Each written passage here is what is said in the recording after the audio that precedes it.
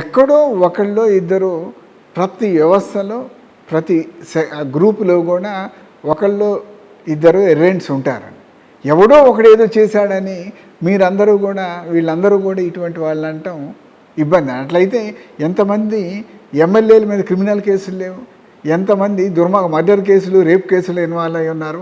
కాబట్టి ఎమ్మెల్యే అంటేనే వీళ్ళు క్రిమినల్స్, వీళ్ళు దుర్మార్గులు, మనకు ఎమ్మెల్యే వ్యవస్థ వద్దు అని చెప్పి మాట్లాడండి మీకు ధైర్యం ఉంటే. ఎమ్మెల్యేస్ కంటే తప్పులు చేసిన వాళ్ళు, క్రిమినల్ కేసులు తక్కువ ఉన్న వాళ్ళు ఎవరన్నా ఉన్నారండి? డెఫినెట్గా ఉద్యోగస్తులైనా వాలంటీర్లైనా ఇంకొకళ్ళు వాళ్ళతో పోలిస్తే పర్సంటేజ్ తక్కువ. డెఫినెట్లీ మచ్ లెస్ అండి పర్సంటేజ్. మీరు పోలీస్ రికార్డులో చూడండి, మచ్ లెస్. అటువంటిప్పుడు సో ఇదంతా క్రిమినల్సే కాబట్టి ఎమ్మెల్యేస్, మాకు ఎమ్మెల్యే వ్యవస్థ వద్దు, మాకు ప్రజాప్రతినిధులు అక్కర్లేదు అని రోడ్డు మీదకి రండి. మంచి రివల్యూషన్, బ్రహ్మాండమైన కొత్త మార్పు ఏదైనా తీసుకుంటే నేను కూడా జాయిన్ అవుతాను. రండి, మనకి ఈ వ్యవస్థ వద్దు, కొత్త వ్యవస్థ తీసుకొద్దాము, ఆల్టర్నేటివ్ ప్రొజెక్ట్ చేయండి, ఈ వ్యవస్థ ఈ ఎమ్మెల్యే వ్యవస్థ తీసేసి మనం కొత్తగా ఇది పెట్టుకుందామని చెప్పి రండి, అందరం జాయిన్ అయ్యి మార్పు తీసుకొద్దాం. అది అంతేగాని ఎక్కడో ఎవరో ఒకళ్ళు ఇద్దరు సరిగా చేయలేదు అని చెప్పి అది బ్లేమ్ పెట్టుకుని వీళ్ళ వల్ల ప్రజలకు మంచి జరుగుతుంది, ప్రజలకు మంచి జరుగుతుంది కాబట్టి ప్రజలు గవర్నమెంట్ మీద విశ్వాసం పెంచుకుంటారు. అది జరగకూడదు కాబట్టి వీళ్ళంతా దొంగలే, వీళ్ళంతా మంచివాళ్ళు కాదు అనేది మనము ప్రొజెక్ట్ చేయాలి అనే ప్రయత్నం అండి. అంతకుముందు జన్మభూమి కమిటీలని పెట్టారు. ఎవరండి వాళ్ళు? మీ పార్టీ వాళ్ళే కదా. అంటే ఆ రోజు జన్మభూమి కమిటీలన్నీ కూడా దేశ సేవ చేసిన కమిటీలా? ఇంతకంటే వరస్ట్గా ఏడిపించారు కదా జనాల్ని డబ్బులు వసూలు చేసుకుంటూ. కానీ ఎక్కడా కూడా వాలంటీర్ డబ్బులు వసూలు చేస్తున్నాడు అనేది నేను వినలేదండి, పెద్దగా ఎలిగేషన్స్ కూడా వినలేదు. ఆ రోజు మొత్తం కరప్షనే కదండి. సో మళ్ళీ నేను జన్మభూమి కమిటీలు పెడతాము, మాకు వాలంటీర్లు వద్దు అనేది మీ ఆలోచన అయితే ఇక అది ప్రజలే డిసైడ్ చేయాలండి. మళ్ళీ జన్మభూమి కమిటీలు కావాలా, వాలంటీర్ వ్యవస్థ కావాలా అనేది ప్రజలు డిసైడ్ చేస్తారు. నేను అనేది అంటే మీరు ఒక వ్యవస్థను క్రిటిసైజ్ చేసేటప్పుడు ప్రజల ముందుకు వెళ్ళండి. ఈ వాలంటీర్ వ్యవస్థ వస్తే రద్దు చేస్తాం, వీళ్ళు ఉండటానికి లేదు, ఫలానా కారణాలతోటి మేము ఫలానా వ్యవస్థను పట్టుకొస్తాం. ఎందుకు అంటే వాళ్ళు బ్రహ్మాండంగా పనిచేశారు ఇంతకుముందు, వాళ్ళ చేత పని చేపిస్తాం. ఈ విద్యా వ్యవస్థను మార్పు చేస్తాం, విద్యా వ్యవస్థ వద్దు, ఈ ఆరోగ్య వ్యవస్థను మార్పు చేస్తాం, ఈ వాలంటీర్ వ్యవస్థను మార్పు చేస్తాం, ఈ సెక్రటేరియట్లు రద్దు చేస్తాం, మేము వచ్చి మొత్తం ఈ విధంగా కార్పొరేటైజ్ చేస్తాం, ప్రైవేట్ చేస్తాం అని చెప్పిన ఒక ఆల్టర్నేటివ్ ఎజెండాతో రా. ప్రజలు డిసైడ్ చేస్తారు అది మంచిదా కాదా అనేది. ప్రజలు డిసైడ్ చేయకుండా నీ ఇష్టం వచ్చినట్లు నువ్వు వీడు దుర్మార్గుడు వాడు మంచివాడు అనుకుంటే అది అంటే ప్రజలే డిసైడ్ చేస్తారు నిజంగా వాళ్ళు దుర్మార్గులా మీరు దుర్మార్గులా అనేది నా నమ్మకం అండి. ఇప్పుడు జయప్రకాష్ నారాయణ గారు ఆయన మాజీ ఐఏఎస్ అధికారి, తర్వాత దేశంలోనూ రాష్ట్రాల్లోనూ పాలసీస్ని అధ్యయనం చేస్తూ వాటిపైన వ్యాఖ్య చేస్తూ ప్రజలను చైతన్యవంతం చేసే ఒక ఇదిలో ఆయన నడుస్తున్నారు కదా. అటువంటి జయప్రకాష్ నారాయణ గారు కూడా ఆయన లేటెస్ట్గా ఆయన ఈ సంక్షేమము అభివృద్ధి గురించి అలాగే ఉద్యోగాల కల్పన గురించి ఆయన జగన్మోహన్ రెడ్డి ప్రభుత్వాన్ని విమర్శిస్తూ ఆ ప్రభుత్వం పోవాలి, కొత్త ప్రభుత్వం రావాలి అని ఆయన ఒక స్టేట్మెంట్ లేటెస్ట్గా ఇచ్చారు కదా. దాన్ని మీరు ఒక ఐఏఎస్ ఆఫీసరు, ఆయన ఐఏఎస్ ఆఫీసర్ కదా, దీన్ని ఏది పొలిటీషియన్ కాదు అది క్యాపిటల్గా, దీన్ని మీరు ఎలా చూస్తున్నారు? అంటే వ్యక్తిగతంగా కాకపోయినా జయప్రకాష్ నారాయణ విమర్శల్ని మీరు ఒక ముఖ్యమంత్రి సలహాదారుగా మీరు ఇచ్చే దానికి సమాధానం. I have lot of respect for him, is almost like elder brother అనమాట. నేను వేకప్ కాల్ బుక్ కూడా వారి చేతే రిలీజ్ చేయించాను. నాకు we have very close association. I have tremendous respect for his views and for him. వ్యక్తిగతంగా is one of the చాలా ధైర్యంగా నిజాయితీగా ఉన్న వ్యక్తి అండి. మనకు చాలా తక్కువ మంది దొరుకుతారు అటువంటి వాళ్ళు. అయితే ఈ అభిప్రాయము నేను అదేనని చెప్పింది. ఏ గవర్నమెంటు కూడా అంటే ఏదైనా రాజకీయ నాయకుడు ఎవరైనా మాట్లాడితే ప్రజలు పెద్దగా పట్టించుకోరు, కానీ ఇటువంటి మంచి పేరున్న వాళ్ళు ఒక సీనియర్ ఒక ఎక్స్-ఐఏఎస్ అధికారి మాట్లాడినప్పుడు దీని ప్రభావం వైసీపీ పార్టీ పైన రేపు ఫలితాలపైన ఉంటుంది కదా, అందుకని అడుగుతున్నాం మీ క్లారిటీ. అదేనండి, నాకు వ్యక్తిగతంగా చాలా గౌరవం, చాలా మంచివారు, అందుట్లో నో సెకండ్ ఒపీనియన్స్. అభిప్రాయాలకు వచ్చేదానికి నేను అదేనండి అంటుంది. నా దృష్టిలో ఏ ప్రభుత్వము 100% పూర్తి మంచి ప్రభుత్వం ఉండదండి. ఏ ప్రభుత్వం పూర్తి చెడ్డ ప్రభుత్వం అనేది ఉండదు. వాళ్ళు చేసిన పనులను బట్టి వీళ్ళని మంచి పనులు చేశారు, we appreciate, it's good, this is the right direction. ఈ పనులు మంచిగా చేయలేదు, they need improvement are they need revamping, this is bad అనేది చెప్పటం అనేది మనము న్యూట్రల్గా హానెస్ట్గా ఉండే వాళ్ళ బాధ్యత అలా ఉండాలి అనేది నేను కోరుకుంటాను. ఆ విధంగా చూసినప్పుడు ఎడ్యుకేషన్ రిఫార్మ్స్ బాగున్నాయి అని చెప్పి వారే ఇంతకుముందు అప్రిషియేట్ చేయడం జరిగింది. హెల్త్ రిఫార్మ్స్ మంచి పనులు చేస్తున్నారు అని ఫ్యామిలీ డాక్టర్ కాన్సెప్ట్ని కూడా ఆయన చాలా లౌడ్ చేయడం జరిగింది.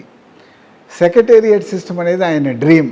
ఓకే, దాంట్లో కొన్ని రిఫైన్మెంట్స్ రిఫార్మ్స్ రావాలి కానీ బట్ ఒరిజినల్గా ఆయన he was a strong what I can say advocate of the local governance, strengthen చేయాలి అనేది. Is a very appreciative of village secretariat system.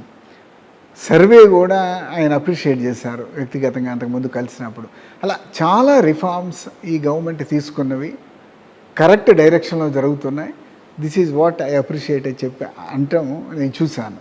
అది డెఫినెట్గా అభివృద్ధి అంటారా, అభివృద్ధి అంటే నేను ఇందాక చెప్పాను కదా, నా దృష్టిలో మానవ వనరుల అభివృద్ధి, ఆరోగ్యము, విద్య, లోకల్ గవర్నెన్స్, ఇవన్నీ కూడా ల్యాండ్ మేనేజ్మెంట్, ఇవన్నీ ఈక్వల్లీ డెవలప్మెంట్ అనేది. వాటితో పాటు ఫిజికల్ డెవలప్మెంట్, ఇన్ఫ్రాస్ట్రక్చర్ డెవలప్మెంట్.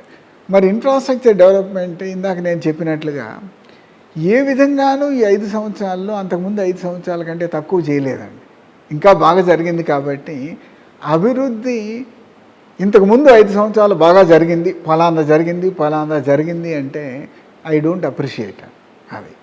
రెండోది వికేంద్రీకరణ అనేది, he is a very strong advocate of decentralisation, పరిపాలన వికేంద్రీకరణ, అభివృద్ధిలో వికేంద్రీకరణ. డాక్టర్ జయప్రకాష్ నారాయణ మొట్టమొదటి నుంచి కూడా అటువంటిది. ఈవెన్ క్యాపిటల్ ఇష్యూలో కూడా మనం వికేంద్రీకరణ మాత్రమే చేయడం జరిగిందండి. ఆయన సమర్థించారు కదా అమరావతి రాజధాని మొన్న లేటెస్ట్. అదే ఆశ్చర్యం అండి. అంటే మనం వికేంద్రీకరణ బిలీఫ్ చేసినప్పుడు అసలు ఒక అన్సూటబుల్ ప్లేస్లో నల్లరేగడి నేలలో బిల్డింగ్లు కట్టించడం ఏంటో మనకు తెలియదు. బ్రహ్మాండంగా పంటలు పండించేటువంటి నల్లరేగడి భూముల్లో, కన్స్ట్రక్షన్కు పనికిరానటువంటి భూముల్లో అసలు ప్లానింగ్ ఎందుకు చేశారు, ఎలా చేశారు అనేది పెద్ద ఇష్యూ అయినప్పుడు దాన్ని ఇంకా సపోర్ట్ చేయటం అనేది తెలిసి వేరే కారణాలతోటి మనం సపోర్ట్ చేస్తున్నామేమో అనిపిస్తుందండి. అదంటే ఒక లాజికల్గా, న్యాయబద్ధంగా, సైంటిఫిక్గా, టెక్నికల్గా ఏ విధంగానూ మనం సమర్థించలేము. అంటే వేరే కారణాలు, అంటే ఇక అది ధర్మము, న్యాయము, సైన్స్, ఇవేటికి సంబంధం లేకుండా వేరే కారణాలు ఏవో ఉండాలి. మనం అమరావతిలో ఏదో అది కావాలి, ఇది కావాలి అని చెప్పి అనుకుంటున్నామండి. అంతకు తప్పితే I don't personally feel that or personally ascribe to that opinion. నేను ఆ ఒపీనియన్ని నేనైతే పంచుకోను. డెఫినెట్గా అభివృద్ధిలో ఏ విధంగానూ అంత 5 సంవత్సరాల కంటే తక్కువ ఇన్ఫ్రాస్ట్రక్చర్గా ఈ గవర్నమెంట్ చేయలేదు అనేది నా విశ్వాసం. ఇంకా కొన్ని విషయాలు నేను కూడా ఫీల్ అవుతుంటానండి. రోడ్లు అది ఇంకా అటెన్షన్ ఎక్కువ పే చేయవలసి ఉంది.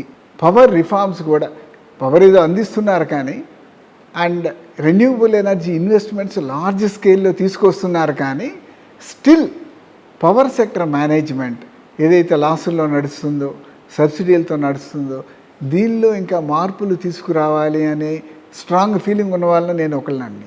ఇవన్నీ కూడా ఐ థింక్ నెక్స్ట్ టర్మ్లో తప్పనిసరిగా జరుగుతాయని.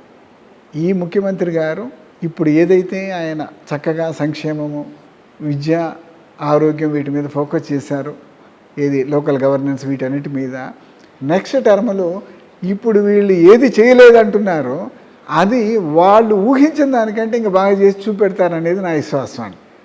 Even whether it is irrigation side ఆయనకు కొన్ని ప్లాన్స్ ఉన్నాయి, అవి డెఫినెట్గా ఇంప్లిమెంట్ చేస్తారు. అవి long term prosperity of the స్టేట్కి చాలా ఉపయోగకరంగా ఉంటాయండి. అంటే జయప్రకాష్ నారాయణ గారి స్టేట్మెంట్లు, ఆయన చేసిన విమర్శని మీరు ఖండిస్తున్నారు, అది అవాస్తవము, ఆయన ఏదో వేరే కారణాలతో మాట్లాడుతున్నారని. అదేనండి, అంటే విత్ డ్యూ రెస్పెక్ట్ డెఫినెట్గా వారు అన్నట్లు ఇక్కడ అభివృద్ధి జరగట్లేదు అనేదాన్ని పూర్తిగా నేను సమర్థించలేను. అభివృద్ధి అంతకుముందు 5 సంవత్సరాల కంటే బాగానే జరిగింది, ఇంకా జరగాలి డెఫినెట్గా. అంతేగాని ఇప్పుడు ఎన్డీఏ వచ్చి ఏం అభివృద్ధి చేస్తుంది అనేది చెప్పాలి కదండి. మేము ఇది చేస్తాము, ఇది తీసేస్తాము, ఇది చేస్తాము అనేది చెప్పాలి కదా. అది let them come fourth and tell ప్రజలకి, ఎస్ మేము ఇది ఇవన్నీ తీసేస్తాము, ఇవన్నీ కొత్తగా చేపడతామని ధైర్యంగా ప్రజల ముందుకు వెళ్ళి చెప్తే ప్రజలు డిసైడ్ చేస్తారు. అంటే సంక్షేమం పైన కూడా ఆయన మాట్లాడారు కదా, సంక్షేమం అభివృద్ధి రెండింటి మధ్య. అవునండి, సంక్షేమము రెండు బ్యాలెన్స్ కావట్లేదు అన్నారు. సో సంక్షేమం వారు తీసేయమని ఏం చెప్పలేదు, బ్యాలెన్స్ కావాలన్నారు. నేను అదే అంటున్నాను, ఇది ఒక సంక్షేమం కిందే రాదండి. ఎడ్యుకేషను, హెల్త్, ఇవన్నీ కూడా లోకల్ గవర్నెన్స్, ఇవన్నీ డెఫినెట్గా నేను I personally treat they are also equally development అండి. అంటే పార్ట్ ఆఫ్ అభివృద్ధి అంటారా? పార్ట్ ఆఫ్ అభివృద్ధేనండి, పూర్తి సంక్షేమం కాదు.